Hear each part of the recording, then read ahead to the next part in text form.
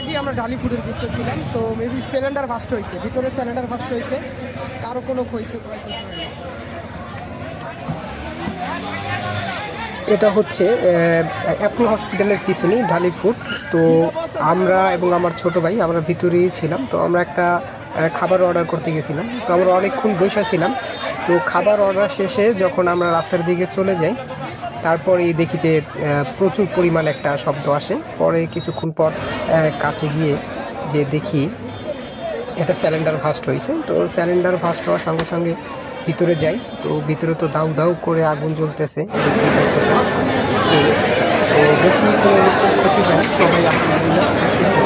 Safety আদায় করি যে আমি নিজে বাইরে ছিলাম। তো আলহামদুলিল্লাহ সবাই সেফটি আছে। তো যাদের সিলিন্ডার আছে তারা বন্ধ করে আর এগুলো বাসায় করবে যাতে কোনো দুর্ঘটনা না হয়। দুর্ঘটনা সারা জীবনে সবাই ভালো থাকবেন।